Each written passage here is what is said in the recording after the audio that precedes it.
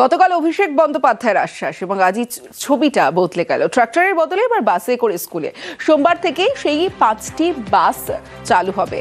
আমার সঙ্গে রাজকুমার রয়েছে, আরো জানাবে রাজকুমার। একদমই তমশ্রী, দেখো অভিষেক বন্দ্যোপাধ্যায়ের একদিন পরেই একেবারে ধা চকচকে এই স্কুল বাস, যেটা রাজ্য সরকারের শিশু সাথী প্রকল্পে চালু করা হচ্ছে, এই রকম বাসগুলো কিন্তু আলিপুরদুয়ারে এসে পৌঁছেছে। কিন্তু আলিপুরদুয়ার জেলায় 5টি এবং জলপাইগুড়ি জেলায় 6টি, মোট 11টি বাস চা বাগানের শিশুদেরকে, চা বাগানের ছাত্রছাত্রীদের স্কুলে নিয়ে যাওয়া এবং আসার কাজে ব্যবহার করার জন্য নির্দেশ দিয়েছেন অভিষেক বন্দ্যোপাধ্যায়। এবং আলিপুরদুয়ার জেলার জন্য যে 5টি বাস, সেই 5টি বাস আজকেই জেলাতে এসে পৌঁছেছে। কালকে সকাল থেকে, আগামীকাল সকাল থেকে কিন্তু এই বাসে চেপেই একেবারে চা বাগানের শ্রমিকদের যারা বাচ্চারা রয়েছে তারা।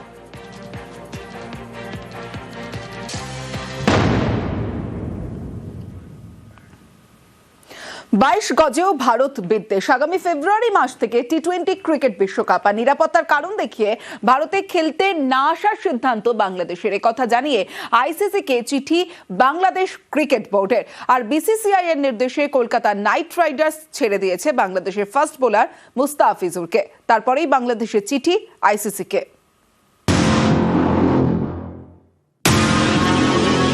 7 ফেব্রুয়ারি থেকে টি-20 ক্রিকেট বিশ্বকাপ শুরু। খেলা হবে ভারত এবং শ্রীলঙ্কায়। কলকাতায় 3টি ম্যাচ রয়েছে বাংলাদেশের, একটি মুম্বাইয়ে। 22 গজের লড়াই। এই 22 গজেও বাংলাদেশের ভারত বিদ্বেষ। আইসিসিকে চিঠি দিয়েছে বাংলাদেশ ক্রিকেট বোর্ড। তাদের বক্তব্য, নিরাপত্তার কারণে ভারতে টি-20 বিশ্বকাপ খেলতে যাবে না বাংলাদেশ। বাংলাদেশের খেলা শ্রীলঙ্কায় সরিয়ে দেওয়া হোক। ইউনুস সরকারের চাপেই বাংলাদেশ ক্রিকেট বোর্ডের এই চিঠি। সে দেশের ক্রীড়া উপদেষ্টা আসিফ নজরুল শনিবার সোশ্যাল মিডিয়ায় লেখেন, বাংলাদেশের ক্রিকেট টিম ভারতে বিশ্বকাপ খেলতে যেতে নিরাপদ বলে মনে করতে পারে না। বাংলাদেশের খেলা যাতে শ্রীলঙ্কায় করা যায় তার জন্য আইসিসিকে অনুরোধ জানানোর নির্দেশ দিয়েছি। পরের দিনই আইসিসিকে চিঠি বাংলাদেশ ক্রিকেট বোর্ডের। তাদের দাবি, বাংলাদেশের খেলা ফেলা হোক শ্রীলঙ্কায়।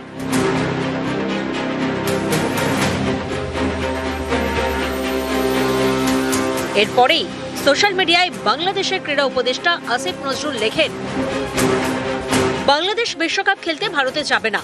বাংলাদেশ ক্রিকেট বোর্ড এই সিদ্ধান্ত নিয়েছে। 2024 অগস্টে বিদ্বেষের আগুনে জ্বলে ওঠে বাংলাদেশ। দেশ ছাড়েন তৎকালীন প্রধানমন্ত্রী শেখ হাসিনা। তারপর থেকে অন্তর্বর্তী সরকারের মাথায় মোহাম্মদ ইউনুস। এরপরেও পদ্মাপাড়ে অশান্তি থামেনি। সম্প্রতি বাংলাদেশে বারবার আক্রান্ত হয়েছেন সংখ্যালঘু হিন্দুরা।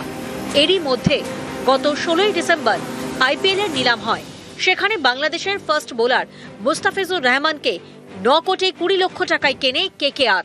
আর এরই বিরুদ্ধে সোশ্যাল মিডিয়ায় সুর চড়ান অনেকেই। ইডেনে কেকেআর এর খেলা বয়কটের হুঁশিয়ারি দেওয়া হয়। কেকেআর এর অন্যতম মালিক শাহরুখ খানের বিরুদ্ধে সরব হন উত্তরপ্রদেশের বিজেপি নেতা। तो एयरपोर्ट से बाहर कदम नहीं रख पाएंगे, हम दावे के साथ कह रहे हैं। समझना चाहिए शाहरुख खान जैसे गद्दारों को कि जिस तरीके की गद्दारी आप देश के साथ कर रहे हैं, ये देश में अब नहीं चलेगा। इन गद्दारों की देश में कोई जगह नहीं रहेगी, ये मैं कहना चाहता हूं। এই পরিস্থিতিতে মুস্তাফিজুরকে ছেড়ে দেওয়ার জন্য কেকেআর কে নির্দেশ দেয় বিসিসিআই।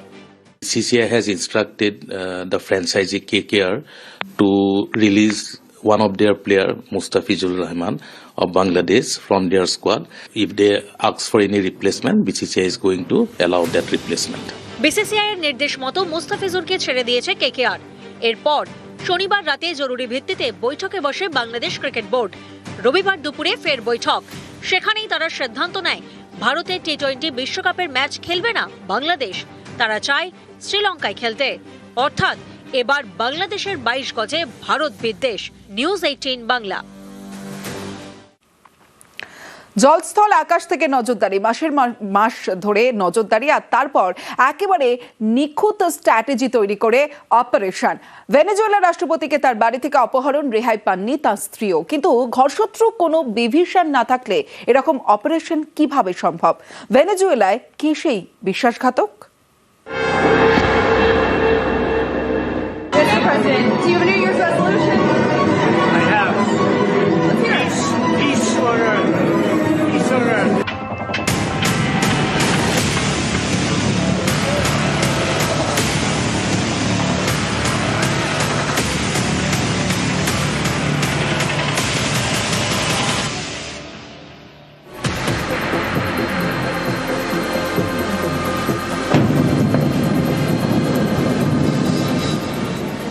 একটা দেশের রাষ্ট্রপতিকে তার বাড়ি থেকে অপহরণ করে নিয়ে গেল America.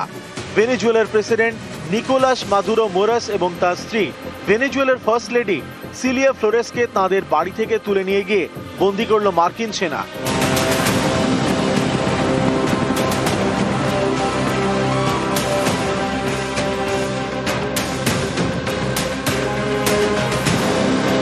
At 10:46 p.m. Eastern Time last night, the president ordered the United States military to move forward with this mission. Aircraft began launching from 20 different bases. In total, more than 150 aircraft, bombers, fighters, intelligence, reconnaissance, surveillance, rotary wing were in the air last night. অনেকে মনে করছেন এরকম অপারেশনের পিছনে নিশ্চয়ই ভেনেজুয়েলার কেউ না কেউ আছেন, যিনি ঘর শত্রু বিভীষণ। না হলে এত খুঁটিনাটি প্ল্যান করে কিভাবে সম্ভব? ভেনেজুয়েলার সেই মির্জাফরটি কে?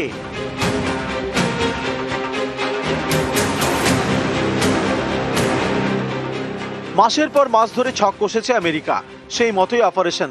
শুক্রবার রাতে ভেনেজুয়েলার রাজধানী কারাকাসে আমেরিকার অপারেশন অ্যাবসলিউট রিজলভ। এর জন্য গত কয়েক মাস ধরে তৈরি করা হয়েছে স্ট্র্যাটেজি। মার্কিন সেনার সঙ্গে যৌথভাবে কাজ করেছে গোয়েন্দা সংস্থা সেন্ট্রাল ইন্টেলিজেন্স এজেন্সি সিআইএ। ভেনেজুয়েলার নানা প্রান্তে মাকড়সার জালের মতো ছড়িয়ে পড়ে। রাষ্ট্রপতির গতিবিধির উপর প্রতি মুহূর্তে নজরদারি চালানো হয়। ভেনেজুয়েলার রাষ্ট্রপতি কোথায় যাচ্ছেন, কোথায় থাকছেন, কি খাচ্ছেন, কি পড়ছেন, এমনকি তার পোষ্য কি করছে, সেই সব খবর রাখছিলেন মার্কিন গোয়েন্দারা। এরকম ভাবেই মাসের পর মাস ধরে নজরদারি। তারপর শুক্রবার রাতে operation.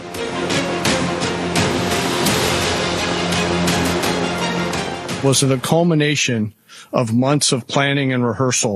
We watched, we waited, we prepared, we remained patient and professional. হামলার আগে ভেনেজুয়েলায় কমিউনিকেশন সিস্টেম ব্লক করে দেওয়া হয়। আকাশপথ ও জলপথ ব্লক করে দেয় আমেরিকা। ভেনেজুয়েলার সেনাঘাঁটিতেও হামলা চালানো হয়। তারপর প্রেসিডেন্টের বাড়িতে হামলা। বাড়ি থেকেই ভেনেজুয়েলার প্রেসিডেন্ট ও ফার্স্ট লেডিকে অপহরণ করে বন্দী।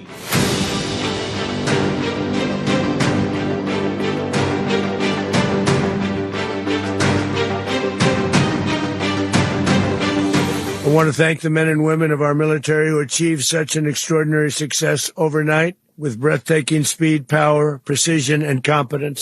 The United States military is the strongest and most fearsome military on the planet by far. With capabilities and skills our enemies can scarcely begin to imagine, we have the best equipment anywhere in the world. Delta ফোর্সের প্রশংসায় পঞ্চমুখ Trump.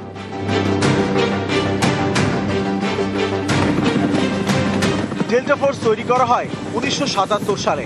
American সেনার বহু গোপন এবং ঝুঁকিপূর্ণ অভিযান চালিয়েছে এই এলিট ফোর্স, যেমন পাকিস্তানের ঢুকে ওসামা বিন লাদেনকে খতম করা। The United States has conducted an operation that killed Osama bin Laden. Delta ফোর্সের টার্গেট কখনো লাদেন তো কখনো আবার বাগদাদি। Abu Bakr al-Baghdadi is dead. বিশেষজ্ঞদের মতে লাদেন থেকে বাগদাদি প্রত্যেকেই ছিল জঙ্গি, কিন্তু মাদুরো তো একটা দেশের মাথা।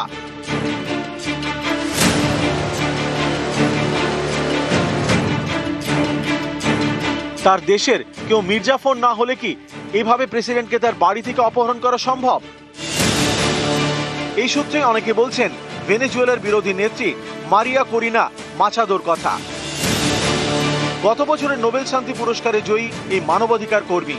নোবেল পুরস্কার পেয়ে তিনি সেই সম্মানকে ট্রাম্পের উদ্দেশ্যে উৎসর্গ করেছিলেন। শুধু তাই নয়, ভেনেজুয়েলার মার্কিন সেনা অভিযানের পক্ষেও বারবার গলা ফাটিয়েছেন। সেই মাচাদো ইতিমধ্যেই জানিয়ে দিয়েছেন ভেনেজুয়েলার প্রেসিডেন্টের চেয়ারে বসতে তিনি প্রস্তুত। এসবে জল্পনা বেড়েছে। অনেকেরই প্রশ্ন, ভেনেজুয়েলার প্রেসিডেন্টের সঙ্গে বিশ্বাসঘাতকতা করলো কে? মাদুরোর মির্জাফরটি কে? নিউজ 18 বাংলা।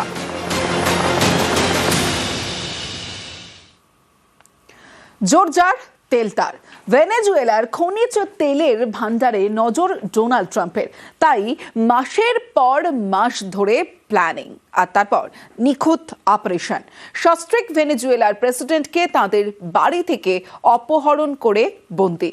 আর এর জন্য জলের মতো টাকা খরচ করেছে আমেরিকা, কারণ তারা জানে ভেনেজুয়েলা হাতে পাওয়া মানে বিশ্বের সবচেয়ে বড় তেলের ভান্ডার হাতে পাওয়া। তেল উঠবে আর ডলার উঠবে। We're going to run the country until such time as we can do a safe, proper, and judicious transition. So we don't want to be involved with having somebody else get in and we have the same situation that we had for the last long period of years. The greatest oil companies in the world go in and invest billions and billions of dollars and take out money, use that money in Venezuela, and the biggest beneficiary are going to be the people of Venezuela. দক্ষিণ আমেরিকার উত্তর উপকূলে Venezuela. এই দেশেই রয়েছে বিশ্বের সবচেয়ে বড় খনিজ তেলের ভান্ডার।